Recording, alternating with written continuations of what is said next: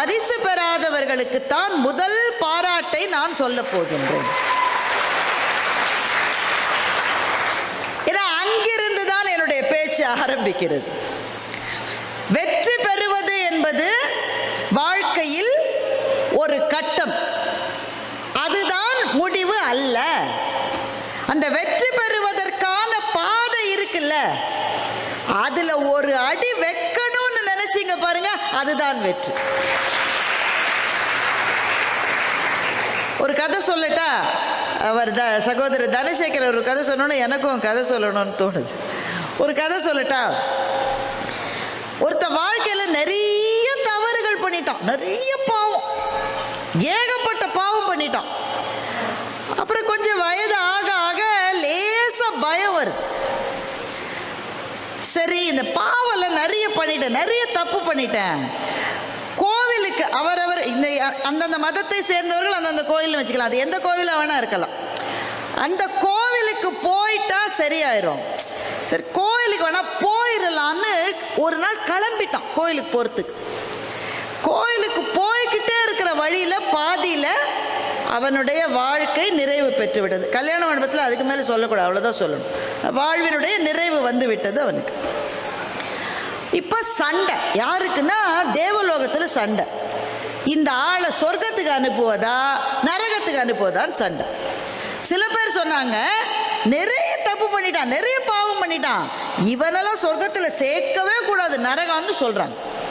சில பேர் சொல்றாங்க, தப்பு பண்ணாங்க, பாவெல்லாம் செஞ்சாங்க, ஆனா கோயிலுக்கு போகணும் கிளம்பிட்டான் பாருங்களேன், அதனால சொர்க்கத்துக்கு போற. ரெண்டு பேருக்கும் சண்டை. கடவுள் கடைசியில சொன்னார், என்னப்பா சொல்றீங்க, சொர்க்கமா நரகமா? சாமி நீங்க தான் சொல்லணும் சாமி, ஏன்னா சில பேர் சொர்க்கம்ன்றாங்க, சில பேர் நரகம். சாமி சொன்னாரு, சரி வீட்டுல இருந்து கோவில் மட்டும் இருக்கிற டிஸ்டன்ஸை அளந்து பாருங்கடான்ட்டு. இப்போ வீட்டுக்கு பக்கத்தில் இருக்கிற கோயில் இல்லை, பல தூரம் பல மைல்கள் போக வேண்டிய நூற்றுக்கணக்கான கிலோமீட்டர் தள்ளி இருக்கிற கோயில். ஸோ எல்லாரும் டிஸ்டன்ஸாக அளந்தாங்க. அளந்து சொன்னாங்க, சரி அளந்துட்டீங்களா, இந்த ஆள் எந்த தூரம் மட்டும் போனானோ அதை மெஷர் பண்ணுங்க. மெஷர் பண்ணிட்டாங்க. சரி, வீட்டுக்கும் கோவிலுக்கும் இருக்கிற பாதையில மிட் பாயிண்ட், நடுப்புள்ளி, அதை மெஷர் பண்ணுங்க. அதையும் மெஷர் பண்ணிட்டாங்க.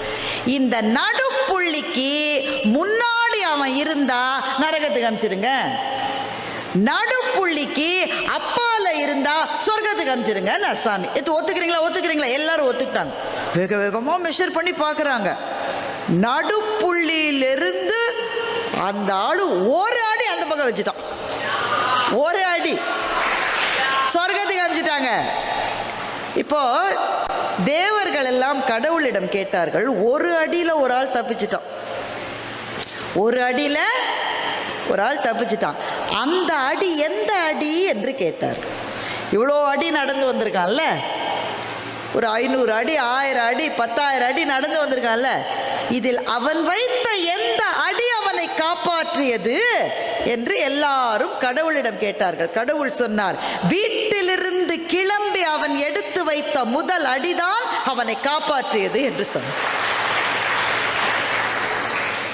இந்த கதை ரொம்ப முக்கியமான கதை. ஏன்னா சொர்க்கம் இருக்கா நரகம் இருக்கா அதெல்லாம் வேற. எது ஒன்றிலும் எந்த அடி முக்கியமான அடி என்றால், இந்த பாதையிலே போக வேண்டும் என்று நீங்கள் எடுத்து வைக்கிற முதல் அடி இருக்கிறது பாருங்கள், அதுதான் நம்மை காப்பாற்றுகிற அடி, அதுதான் நமக்கு வெற்றி தரப்போகிற அடி. எனவே இந்த போட்டிகளில் பங்கு கொண்ட எல்லா குழந்தைகளுமே வெற்றியாளர்கள், எல்லா இளைஞர்களும் இளம்பெண்களும் வெற்றியாளர்கள். ஏன்? பங்கு பெற வேண்டும் என்று முடிவெடுத்து போட்டிக்கு வருவதற்காக ஒரு ஸ்டெப் எடுத்து வச்சுங்க பாருங்க, அப்பவே நீங்க ஜெயிச்சிட்டீங்க. அதெல்லாம் ஸ்டெப்பெல்லாம் எடுத்து வச்சோம், பரிசு கிடைக்கல என்றால் இது ஒரு ஜர்னி. பரிசு பெற்றவர்கள் எப்போதும் ஜெயிப்பார்கள் என்பது அல்ல, பரிசு பெறாதவர்கள் இனிமேல் ஜெயிக்கவே மாட்டார்கள் என்பதும் அல்ல. அந்த வெற்றிக்கான பாதையில் பயணம் செய்த அந்த குழந்தைகளுக்கும் அவர்களுக்கான பேச்சு திறமையை வளர்க்க வேண்டும் என்று கருதிய ரோட்டரி சங்கத்தை சார்ந்த அனைத்து பிரமுகர்களுக்கும், அதெல்லாம் கோஆர்டினேட் பண்ணி ஜட்ஜ் பண்ணி இதெல்லாம் செய்த எல்லாருக்கும் என்னுடைய மகத்தான வணக்கங்களை சொல்லிக் கொள்கிறேன். ஏனென்றால் பேச்சாளர்கள் இல்லை, இப்போ கொமேடியன்ஸ் நிறைய பேர் இருக்காங்க, நகைச்சுவையாளர்கள் இருக்காங்க, பேச்சாளர்கள் குறைவா இருக்காங்க. நல்ல பேச்சாளர்களை உருவாக்குகிற இந்த முயற்சிக்கு நான் உங்களுக்கு என்னுடைய இரு கரம் குவித்த வணக்கங்களை தெரிவித்துக் கொள்கின்றேன். ஏன் முக்கியம் தெரியுமா?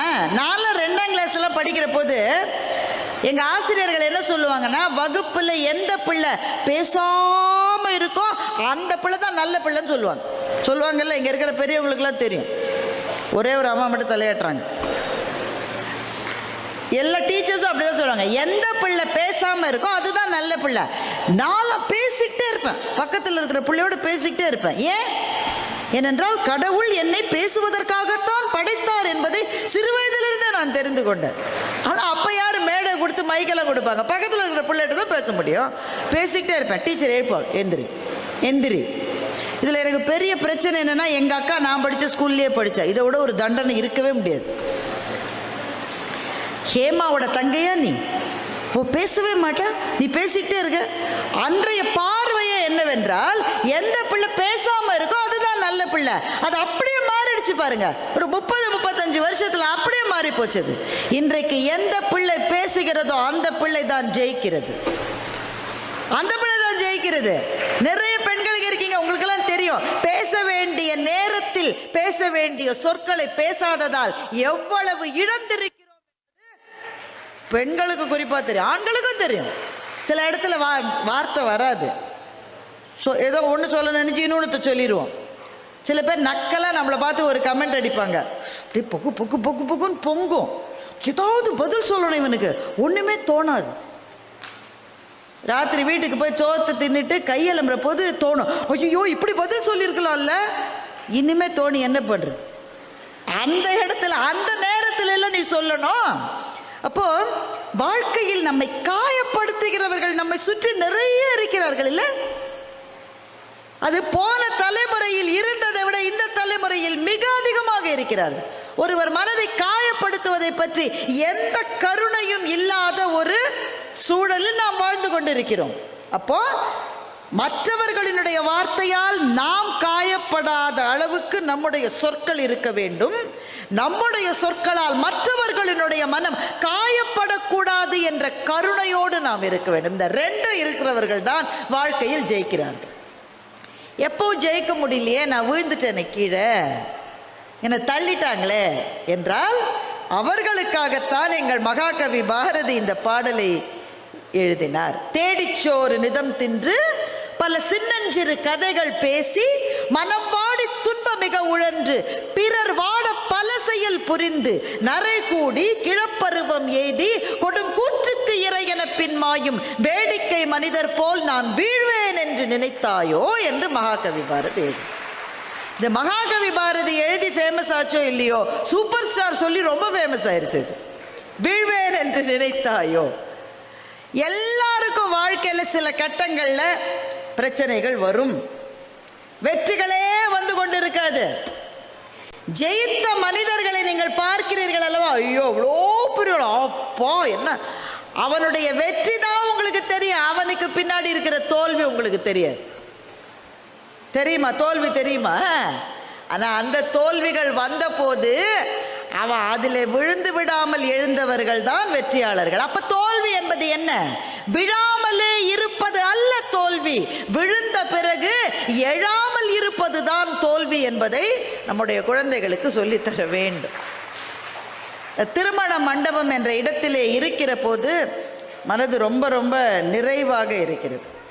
ஏனென்றால் நம்முடைய சமூகத்தில், இந்திய சமூகத்தில், தமிழ் நிலத்தில், தமிழ் குடும்பங்களில் மற்ற எந்த நாட்டினருக்கும் இல்லாத ஒரு பெருமை நமக்கு இருக்கிறது என்றால் அது ஒரே ஒரு பெருமை. குடும்பம் என்கின்ற அமைப்பு இன்று வரை இங்கே சிறந்து ஓங்குவது மாதிரி உலகத்தில் வேறு எந்த இடத்திலும் இல்லை. நீங்க இவ்வளவு கம்மியா கைத்துறீங்க? இத நாமே சொல்லிக்க கூடாது. நம்ம பெருமையை நாமே சொல்லிக்கிட்டா யாராவது மதிப்பாங்களா? திறமான புலமை எனில் அதை வெளிநாட்டார் வணக்கம் செய்தல் வேண்டும். நேற்றைக்கு சோசியல் மீடியாவில் ஒரு அமெரிக்கன் மாம், அதாவது அமெரிக்காவில் இருக்கிற ஒரு தாய், சொன்னதாக ஒரு விஷயத்தை அங்கே இருந்து பகிர்ந்து கொண்டிருக்கிறார்கள். இப்போது அங்கே பிரசிடென்டாக பொறுப்பேற்க போகிற ட்ரம்ப் அவர்களினுடைய அமைச்சரவையில் இருக்கிற பல பேரில் ஒருவர் இதை பகிர்ந்திருக்கிறார். அந்த அமெரிக்காவில் இருக்கிற தாய் என்ன சொல்லுகிறாள் என்றால், இங்கே இருக்கிற இந்திய குழந்தைகள் ரொம்ப புத்திசாலிகளாக இருக்காங்க. இதில் நமக்கு ஆச்சரியமே கிடையாது. நமக்கு தெரியும் நம்ம பிள்ளைங்க நல்ல புத்திசாலி. அந்த பிள்ளைங்களுக்கு கணித அறிவு என்பது நம்ம மாதிரி கிடையாது. ஸ்பெல்லிங் பீல இந்தியன் குழந்தை தான் அங்கே போய் ஜெயிப்பான். கஷ்டமான சொற்களுக்கெல்லாம் ஸ்பெல்லிங்கை கரெக்டாக சொல்லுவான். இதுலெல்லாம் ஜெயிச்சாங்களே, இதுதான் பெருமை. இது பெரிய பெருமை இல்லைங்க. எது பெருமை தெரியுமா? நாம் இன்னைக்கு பார்த்தோம்ல, இங்கே ஐயா இருந்தாங்க, நான் நின்றுட்டு இருந்தேன், அவர் சகோதரர் இருந்தார். பரிசு வாங்குகிற குழந்தையினுடைய வேலை என்ன? வர வேண்டியது, பரிசு வாங்க வேண்டியது, ஃபோட்டோக்கு போஸ்ட் கொடுக்க வேண்டியது. முக்கியம் ஃபோட்டோ முக்கியம், வரலாறு முக்கியம். அமைச்சரே, ஃபோட்டோ முக்கியம். சில கல்யாணத்துலலாம் தாலிலாம் கட்டி முடிச்ச பிறகு திரும்ப தாலி கட்டுற மாதிரியே போஸ்ட் கொடுக்குறாங்க. ஏன்னா ஃபோட்டோக்காரர் விட்டுட்டார். முன்னாடிலாம் அங்கே மணமேடையில் கல்யாண பையன், கல்யாண பொண்ணு, கல்யாண பையனோட அப்பா அம்மா, கல்யாண பொண்ணோட அப்பா அம்மா இருப்பாங்க.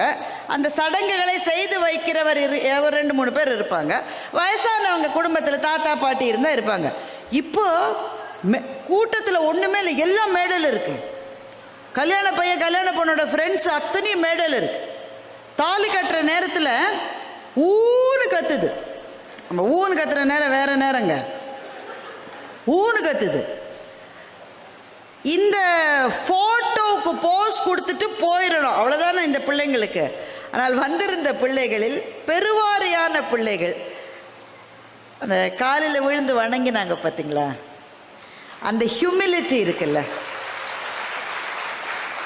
அந்த மரியாதை கொடுக்கிற அது. ஐயா மாதிரியான கல்வி குழுமங்களை நடத்துகிற ஒரு பகுதியினுடைய வளத்தையே மேம்படுத்துகின்ற பெரியவர்களுக்கு, உங்களுடைய ஆசிரியர்களுக்கு, பெற்றோர்களுக்கு நீ மரியாதை செலுத்த வேண்டும் என்பதை நீங்கள் எப்படியோ சொல்லி கொடுத்துருக்கீங்க. இப்போ எனக்கு ரொம்ப ஷியோராக தெரியும், இங்கே வர்ற போது சொல்லி அந்த பிள்ளைங்க காலில் விழுந்து தான் நான் நினைக்கல. 1-2 பெற்றோர்கள் சொல்லியிருக்கலாம், எல்லாரும் அப்படி சொல்ல தான் நான் நினைக்கல. நீ போகும்போது ஐயா இருக்கார் முக்கியமான ஆள். ஏன்னா வர்றவங்க பாதி பேர் அவர்கிட்ட சொல்கிறாங்க, உங்கள் பள்ளியில் தான் படிக்கிறேன், உங்கள் கல்லூரியில் தான் படிக்கிறேன், உங்கள் காலேஜில் தான் வேலை பார்க்குறேன்னு நிறைய பேர்கள் சொல்லுகிறார்கள். அது கருதி வந்தது அல்ல, அது வயதுக்கும் தகுதிக்கும் தருகிற மரியாதை மனதிலிருந்து இயல்பாக அந்த குழந்தைகளுக்கு வருது பாருங்க. அந்த ஹியூமிலிட்டி இருப்பது தான் இந்திய குழந்தைகளினுடைய பெருமை என்று நான் சொல்லல. அந்த American mom, I'm not only proud because Indian children are doing good, but they have lot of humility. அதை எப்படி சொல்லி கொடுக்குறாங்கன்னு எங்களுக்கு தெரியல. இந்திய பெற்றோர்கள் அதை எப்படி சொல்லிக் கொடுக்குறாங்கன்னு எங்களுக்கு சொல்லிக் கொடுங்கன்னு அந்த அமெரிக்கா அம்மா கேட்குறா. இப்போ நான் உங்களெல்லாம் பார்த்து கேட்குறேன், இதை எப்படி குழந்தைகளுக்கு சொல்லி தரீங்க? எப்படி சொல்லி தரீங்க?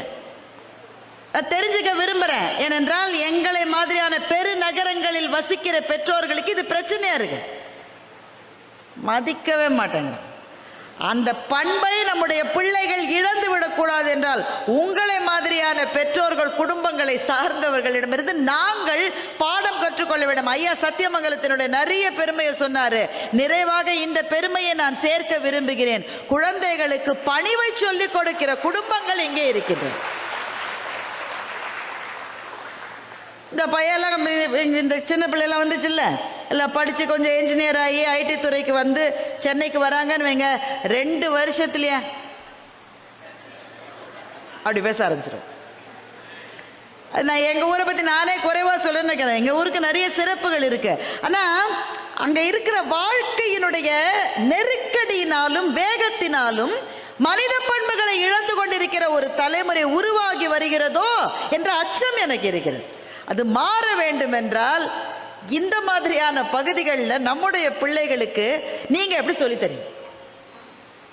எனக்கு என்ன தோணுதுன்னா, ஒரு பிள்ளைய கூட தாத்தாடா, தாத்தா காலில் விழு, காசு கீசு தருவாருடா வீடா, பாட்டிடா காலில் விழு, நிறைய நகை வச்சிருக்கு, இப்படிலாம் சொன்னால் மரியாதை வராதுங்க. எப்படி மரியாதை வரும்? ஒன்னே ஒன்று தான், நீங்கள் உங்கள் பெற்றோர்களிடம் மரியாதையாக இருப்பதை அவர்கள் பார்த்தால் அவர்கள் அவர்கள் பெற்றோர்களிடம் மரியாதையாக இருப்பார்கள். சென்னையில் ஒரு பள்ளிக்கூடத்தில் என்னை கூப்பிட்டாங்க. நான் பேசிட்டேன். பேரண்ட்ஸ் எல்லாம் இருந்தாங்க. அதில் ஒரு அம்மா எழுந்து கேட்டாங்க, கெட்ட வார்த்தை பேசுகிறான் மேடம் என் பையன், என்ன செய்யறதுன்னு கேட்டாங்க. எவ்வளோ வயசுன்னு? 8 வயசுன்னு. நான் அப்புறமா யோசிச்சுட்டு சொன்னேன், கெட்ட வார்த்தை பேச மாட்டாங்க, கேட்ட வார்த்தையை தான் பேசுவோம். அந்த வார்த்தை கெட்டதா நல்லதான்னு அவனுக்கு தெரியாது. அது கெட்ட வார்த்தைன்றதால அவன் பேசல, கேட்ட வார்த்தை. அப்ப அந்த வார்த்தை அவனுடைய காதுகளிலே விழுவதற்கு யார் காரணம்னு முதல்ல யோசிங்க. தவறுகளை திருத்த வேண்டும் என்றால் அந்த தவறுகளினுடைய வேர்களை விசாரியுங்கள். நீங்கள் கிளைகளை விசாரித்து என்ன பயன்? அப்போ இந்த திருமண மண்டபத்தில் நிற்கிற போது நான் இந்த விஷயங்களை ஏன் சொல்ல வேண்டும் என்று நினைக்கிறேன் என்றால், நம்முடைய சமூக அமைப்பில் நாம் தலை நிமிர்த்தி பாராட்ட வேண்டிய, கர்வப்பட வேண்டிய ஒரு விஷயம் என்னவென்றால், குடும்பம் என்ற அமைப்பு இங்கே இருப்பது போல உலகத்தின் வேறு எந்த பகுதியிலும் இல்லை. அந்த அமைப்பை உறுதி செய்கிற மேடை தான் திருமண மேடை. இங்கே இந்த 3 மண்டபங்களிலும் இங்கேயும் ஆயிரங்காலத்து பயிர்களான திருமணங்கள் செழித்து வளர்ந்து அந்த தம்பதியினர் நிறைந்த செல்வங்களோடு, 16 செல்வம் நம்ம ஊரில் சொல்லுவாங்க, அது பிள்ளை செல்வம்லாம் கிடையாது. ஒரு பிள்ளையை பார்க்க முடியலைங்க, ஒரு பிள்ளையை பார்க்க முடியல. இப்போ எப்படித்தான் நம்ம வீட்டிலலாம் 5-6 பிள்ளையை பார்த்தாங்கன்னு எனக்கே இப்போ புரியல. ஒரே ஒரு பிள்ளைக்கு சோறு விட்ட 9 ஐபேட் தேவையா இருக்கு. அதை பார்த்தா சோறு தின்னுது. ட்ரெயினில் நான் வரேங்க, இரவு ட்ரெயினில் வர்றது மாதிரி ஒரு நரக வேதனை எதுவுமே கிடையாது. நாம் இருக்கிற அந்த கம்பார்ட்மெண்ட்டில் அந்த பேலன்னு பார்த்து தான் பிள்ளைங்களோட 4 பேர் வருவோம். அந்த பிள்ளையும் நல்லா சமத்தாக இருக்கும். நான் கூட நினச்சிப்பேன், இன்னைக்கு பொழைச்சிட்டேன் நான். இந்த பிள்ளை அழவே இல்லை. ராத்திரி 12 மணிக்கு அழ ஆரம்பிக்கும். எங்களுக்கு எக்மோர் வர்ற மட்டும் அழும்.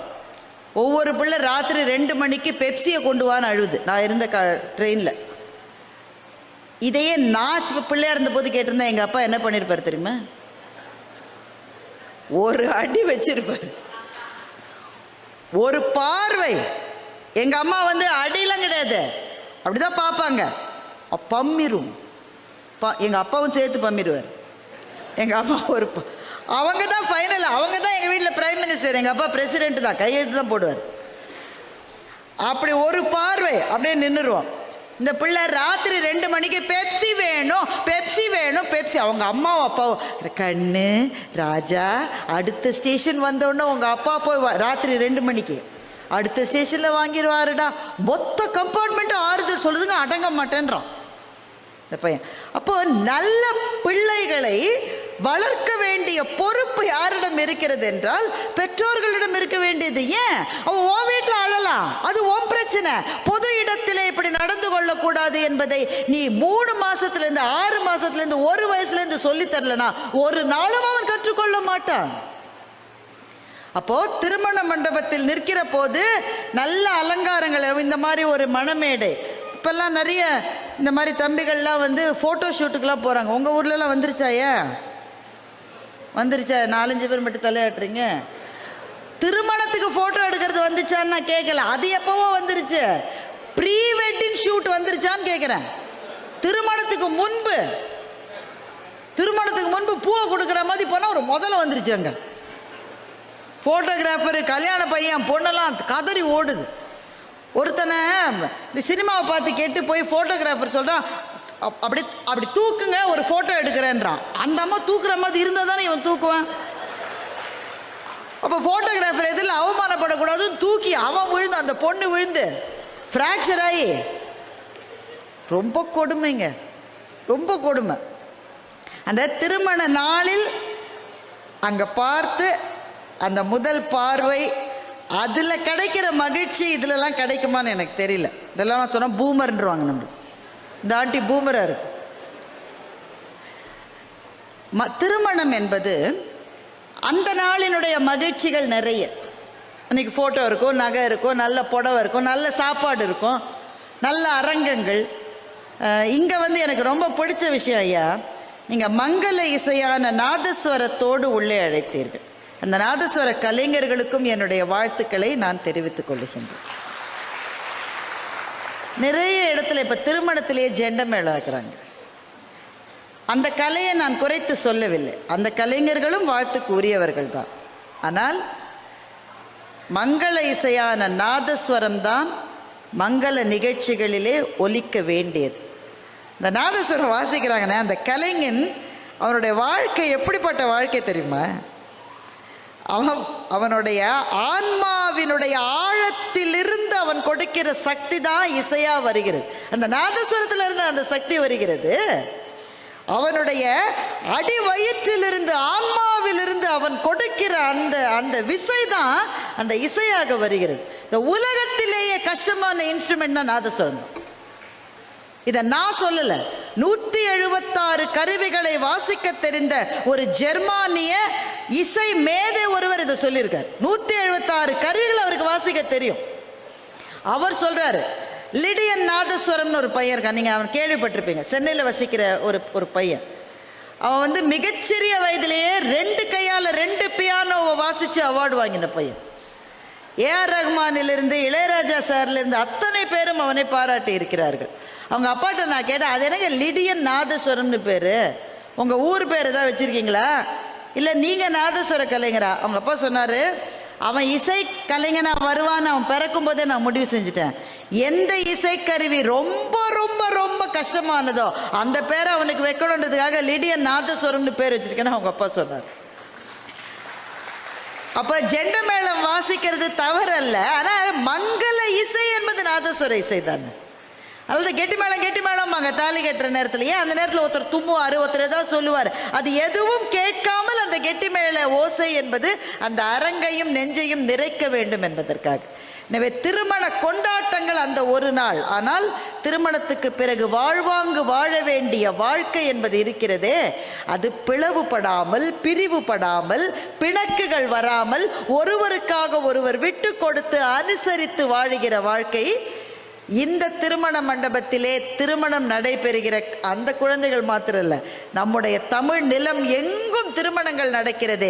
பிரிவு இல்லாமல் பிளவு இல்லாமல் அவர்கள் வாழுகிற போதுதான் ஒரு சமூகமாக நம்மால் மேலே மேலே மேலே முன்னேறி செல்ல முடியும்.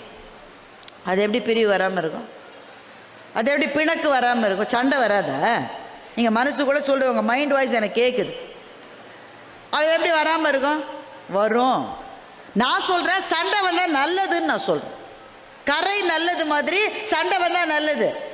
ஏன் நல்லது? சண்டைன்னு ஒன்று வந்தால் என் மனசில் இருக்கிற கோவத்தை உனக்கு எப்படியாவது தெரியப்படுத்தணுன்றதுக்காக வர்றது தான் சண்டை. அதையும் தாண்டி அடுத்த ஸ்டேஜுக்கு போனால் என்ன சொன்னாலும் இந்த ஜடத்துக்கு புரியாது. சண்டை போட்டு பிரயோஜனம் இல்லைன்னு ஒரு ஸ்டேஜுக்கு போயிட்டா அது பிறகு சேரவே சேராது. அதனால் உங்கள் வீட்டில் சண்டை வந்தால் மகிழ்ச்சியாக இருங்க, ரொம்ப நல்லது, உறவு சூப்பராக இருக்குன்னு அர்த்தம். விட்டு கொடுத்து அனுசரித்து போவது தான். இள வயதில் நிறைய பிணக்குகள் வரும், ஆனால் வாழ்க்கையில் ஒரு கட்டம் வரும். எனக்கு அந்த கட்டம் வந்தது. எனக்கு உடல் நலம் இல்லாத போது 24 நாள் நான் மருத்துவமனையில் இருந்தேன். இந்த 24 நாளும் எனக்காக உங்களைப் போல என்னுடைய சொந்தங்கள் தமிழ் நிலம் முழுவதிலும் பிரார்த்தனை செய்தார்கள். வாழ்நாள் முழுவதும் நன்றி சொன்னாலும் என்னால் நன்றி சொல்லி முடிக்க முடியாது. ஆனால் எல்லாரையும், என் மகள்கள், என்னுடைய சகோதரிகள், என் நண்பர்கள் எல்லாரும் இருந்தாங்க. இவர்கள் அத்தனை பேரையும் விட கலங்கி போன ஒரு நெஞ்சம் என் பக்கத்தில் இருந்தது, என் வீட்டுக்காரர் இருக்காது. அப்புறம் எல்லா உடம்பெல்லாம் சரியாயிருச்சு. வீட்டுக்கு வந்து திரும்ப சண்டையில் வழக்கமாக வரும் தானுங்க, எல்லா வீட்லையும் இருக்கிறது தானே, சும்மா ஓப்பனாக பேசலாம் நம்ம. அப்போ ஒரு நாள் எங்கள் வீட்டில் சமையல் செய்கிற ஒரு அம்மா, அந்த அம்மா என்கிட்ட சொல்லிச்சு, என்னக்கா சாரோட இன்னைக்கு சண்டையா? ஆமாம். ஏன் உங்கள் வீட்டில் சண்டை வராது? அதெல்லாம் வரும், இதை விட பயங்கரமாகவே வரும். ஆனால் நீங்கள் சாரை ஒரு வார்த்தை கூட சொல்லக்கூடாதுக்கா, அந்த அம்மா சொல்லுது எனக்கு. ஏன் நீ அவர் கட்சியில் சேர்ந்துட்டியா நீ அப்படின்னு நான் கேட்டேன். அந்த அம்மா சொல்லிச்சு, நீ ஹாஸ்பிட்டலில் இருந்தல்லக்கா, சாப்பிடவே இல்லைக்கா, 22 நாள் அதுவும் ஹாஸ்பிட்டலில் இருந்துச்சே தவிர, இது சென்னை பாஷை நான் சொல்கிறது, நம்ம அப்படி தான் பேசிச்சு. 25 நாள் நீ ஹாஸ்பிட்டல்லேருந்து வந்தால் தான் நான் வீட்டுக்கு வருவேன், அது மட்டும் ஹாஸ்பிட்டல்லே தான் இருப்பேன்னு சொல்லி 25 நாள் ஹாஸ்பிட்டலில் இருந்தாங்க. அதில் 25 நாள் நான் 11 நாள் ஐசியூவில் இருந்தேன். ரூமில் இருந்தால் ஒருத்தர் கூட இருக்கலாம், ஐசியூவில் யாரும் கூட இருக்க முடியாது, அப்படி தானே? ஆனால் கேட்டேன், ஐசியூவில் இருந்தப்போ அவர் எங்கே இருந்தார்? அந்த எல்லோரும் வெயிட் பண்ணுவாங்கல்ல வார்டு, அதுலேயே தான் இருந்தாங்க 25 நாள். நீ அதை ஒன்றுமே சொல்லக்கூடாது நீ அப்படின்னா அந்த அம்மா அப்போ தான் எனக்கு விஷயம் தெரியும். அது மட்டும் அவர் சொல்லிக்கல, நான் 25 நாள் உனக்காக மருத்துவமனை அதெல்லாம் சொல்லலை அவர். அப்போ கண்ணதாசனுடைய ஒரு கவிதை வரி ஞாபகம் வந்தது.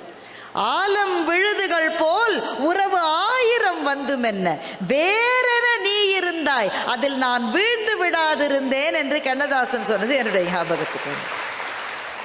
எல்லாம் சண்டைலாம் வரும், அப்படித்தான் வரும். ஆனால் வாழ்க்கையில் ஒரு கட்டத்தில் ஒருவர் கையை ஒருவர் பிடித்து கொண்டு நிற்கிற கட்டம் கணவனுக்கும் மனைவிக்கும் வருது பாருங்க. அப்போ அவங்க தான் அந்த நிறைவு வரை வரப்போகிற ஒரு துணை என்பது வாழ்க்கை துணை மாத்திரம்தான். அதனால ஒரு வார்த்தை அதிகமாக சொல்லிடாதீங்க. கணவனுக்கும் சொல்கிறேன், மனைவிக்கும் சொல்கிறேன். ஏன்னா அது ஒன்று தான் கூட இருக்கும். அப்பா அம்மா நமக்கு ரொம்ப உயிரானவங்க, ஆனால் ஒரு கட்டத்தில் வாழ்க்கையில் அவங்க நமக்கு முன்னாடி இருக்கிறவங்க தானே, இல்லையா? சகோதர சகோதரிகள்லாம் ரொம்ப அன்பாக இருப்பாங்க, எப்பவும் பிரியமாக இருப்பாங்க. நண்பர்கள் நிறைய பேர் இருப்பாங்க. பிள்ளைங்க அதுக்காக தானே வாழறோம், ஒவ்வொரு நாளும் அதுக்காக தாங்க வாழறோம். ஒரு கட்டத்தில் அந்த சிட்டுக்குருவிகள் தங்களுடைய கூட்டை தேடி அது பறந்து போயிடும். அப்போ அந்த எம்டி நெஸ்டில் இருக்க போது 2 பேர், கணவனும் மனைவியும். அப்போ அந்த கையை பிடிச்சிக்கிற போது என்ன தோணுன்னா, இவ்வளோ நாள் இவன் முகத்தையே நான் பார்க்கலண்ணா அப்படின்னு தோணும். இறந்த காலத்தினுடைய பள்ளங்களை எதிர்காலத்தில் இட்டு நிரப்ப முடியாது. அதனால் வாழ்க்கையில் எந்த கட்டத்தில் இருக்கீங்களோ, உங்களுக்கு 20 வயசாக இருக்கலாம், 30 வயசாக இருக்கலாம், 40 வயசாக இருக்கலாம், 50, 60, 70, எந்த கட்டத்தில் இருக்கீங்களோ வீட்டுக்காரம்மா பக்கத்தில் இருந்தால் கையை பிடிச்சிக்குங்க, ஒன்றும் தப்பு இல்லை. அந்த அம்மா சில சமயம் என்னங்க பிள்ளைங்களாம் இருக்கும்போது ஒன்றும் தப்பு இல்லை, ஏம்மா தேங்க்ஸ்மா நீ எனக்காக எவ்வளோ பண்ணியிருக்கல, சும்மா சொல்லி பாருங்க ஒரு வார்த்தை. அதே மாதிரி தான் மனைவிகளும். அவர் வெளியில் சொல்ல மாட்டார், ஆனால் மனசில் நிறைய இருக்குது அவருக்கு, அதை புரிஞ்சுக்குங்க ப்ளீஸ். எங்க நீங்கள் தாங்க, உங்களுக்காக தாங்க ஒரு வார்த்தை, ஒரே ஒரு வார்த்தை. இதை ஏன் இங்கே சொல்லணும்னு தோணுச்சுன்னா, இந்த உறவுக்கான அஸ்திவாரம் இந்த இடத்திலிருந்து தொடங்குகிறது. அதனால்தான் நிறைய திருமண சடங்குகள்லாம் முளைப்பாரி வைப்பாங்க. உங்கள் பக்கத்தில் இருக்குமான்னு எனக்கு தெரியல, நிறைய பகுதிகளில் அது இருக்கும். ஒன்றும் இல்லை, முளைப்பாரி என்பது என்ன, நீங்கள் ஒரு விதையை நட்டு வைக்கிறீங்க கல்யாணத்தன்னைக்கு, அது வளருவது போல் அந்த உறவு வளர வேண்டும், பெருக வேண்டும், பரவ வேண்டும், ஆலமரம் போல அனைத்து எல்லாரையும் காப்பாற்றும். அதை செய்கிற இந்த துவக்க விழாவில் இந்த மேடையில் நிற்பது பண்ணாரி அம்மனுடைய ஆசீர்வாதம் என்று நான் நினைக்கின்றேன். ரொம்ப வேகமாக இன்னும் 2 விஷயம் சொல்லி அதோட முடிச்சுக்கலாம். ரோட்டரி செய்து வருகிற பணிகளில் மகத்தான பணிகள் நிறைய இருக்கிறது. ரோட்டரி சங்கத்தை சேர்ந்த பல நண்பர்கள் இங்கே இருக்கீங்க. என் மனதுக்கு ரொம்ப பிடித்த பணி, ரொம்ப ரொம்ப ரொம்ப பிடித்த பணி, பல இடங்கள் நிறைய போலியோ பற்றியெல்லாம் நிறைய பேர் சொல்லியிருப்பாங்க, நான் திரும்ப சொல்ல வேண்டிய அவசியம்.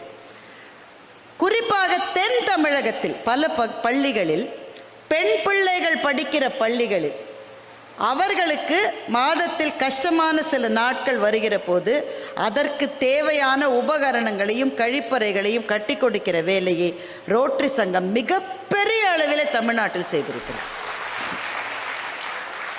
இந்த பணி எவ்வளவு முக்கியம் என்பதை இந்த இடத்துல சொல்லணும். இங்கே ஆம்பளை பிள்ளைகள் இருக்கீங்க, பொம்பளை பிள்ளைகள் இருக்கீங்க, இந்த இடத்துல சொல்லணும். இது எவ்வளவோ பெண்கள் ஸ்கூலுக்கு போக முடியாதுன்னு நிறுத்தினதுக்கு இது காரணம் சரியான கழிப்பறை கிடையாது.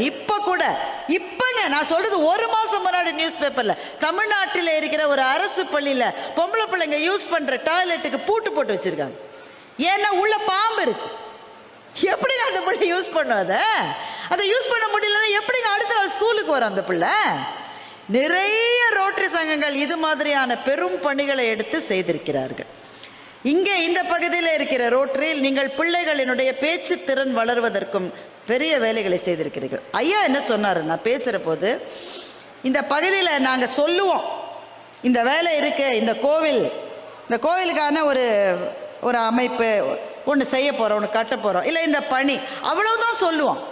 இதுக்கு இவ்வளோ பணம் வேணும்னு சொல்லுவோம். நீங்க கொடுங்க, நீங்க கொடுங்க, நீங்க கொடுங்க தனித்தனியாக கேட்க மாட்டோம். ஆனால் அந்த பணம் அது இப்போ 5 லட்சமோ 10 லட்சமோ எவ்வளவு தேவை அது வந்துடும் சொன்னாங்க பாருங்க. அப்படிப்பட்ட பெருமக்கள் இந்த பகுதியிலே வசிக்கிறீர்கள் என்றால் இந்த மண்ணே புண்ணிய பூமியாகத்தான் இருக்க வேண்டும்.